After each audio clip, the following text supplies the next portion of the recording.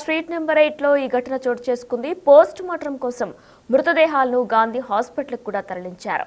చంద్రశేఖర్ రెడ్డి హబ్సిగూడలోని రవీంద్రనగర్ లో 8 నెలలుగా కూడా అద్దె ఇంట్లో ఉంటున్నారు. అతనికి భార్య కవిత హౌస్ వైఫ్ గా పనిచేస్తున్నారు. అయితే కూతురు శ్రీతారెడ్డి 9వ తరగతి చదువుతున్నారు. కొడుకు విశ్వంత్ రెడ్డి 5వ క్లాస్ చదువుతున్నారు.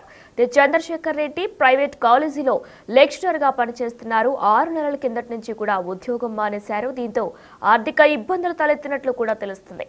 సోమవారం రాత్రి 9 గంటల టైంలో బాబుకు విషమిచ్చి పాపను ఉరివేశారు.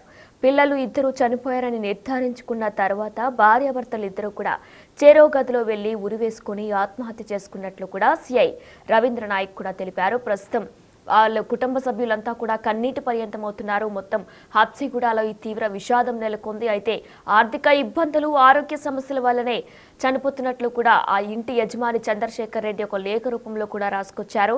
కెరియర్లోని శారీరకంగా, మానసికంగా సమస్యలు ఎదుర్కొంటున్నానని, అలానే షుగర్, నరాలు, కిడ్నీ సంబంధిత వ్యాధులతో బాధపడుతున్నట్లు కూడా తన చావుకు ఎవ్వరూ కారణం కాదంటూ కూడా చంద్రశేఖర్ రెడ్డి ఆ లేఖలో రాసుకొచ్చారు.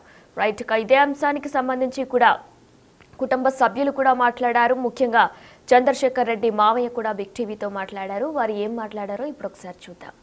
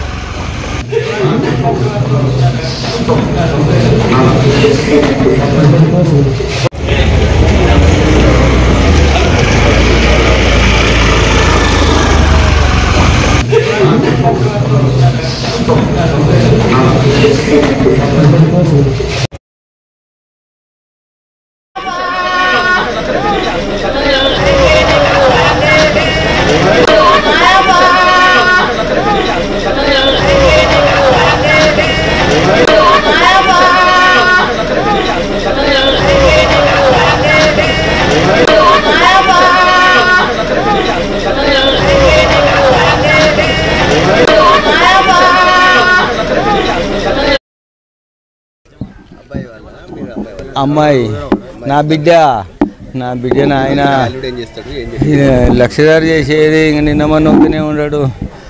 ఏం చేయాలి నాయన, ఈ ఇంటికి వచ్చిన కూలి చేసి బతికిస్తా ఆయనను.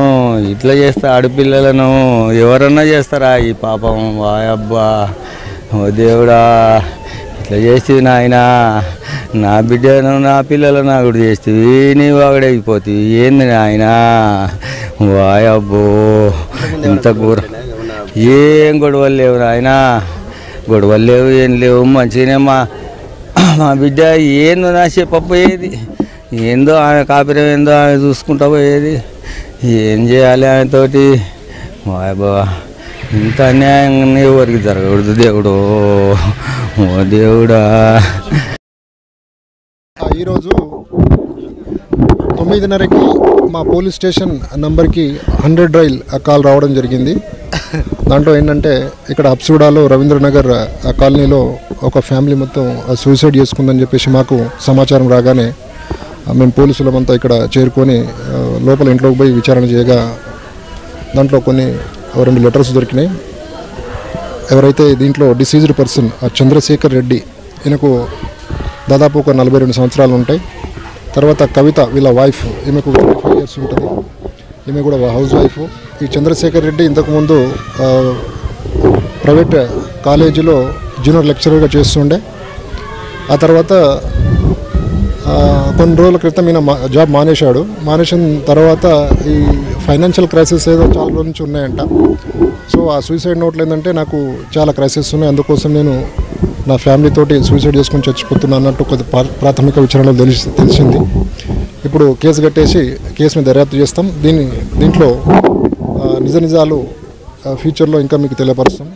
ఇప్పుడైతే 4 బాడీలని మేము అంబులెన్స్లో గాంధీ హాస్పిటల్కి షిఫ్ట్ చేయడం జరిగింది. కేసు చేసేసి తర్వాత ఈ కేసుని విచారణ చేపడతాం. దాని తర్వాత నిజాలు మీకు తెలియజేస్తాం. చూస్తే అదే విధంగా కనపడుతుంది, అక్కడ మార్క్స్ కూడా కనపడుతున్నాయి. ఫస్ట్ ఆ పిల్లల్ని ఇద్దరిని కూడా అంటే ఉరి వేసిన తర్వాతనే వీళ్ళిద్దరం చేసుకున్నట్టు మాకు కొంచెం అర్థమవుతుంది. అది కన్ఫర్మ్ చేస్తాం. Thank you.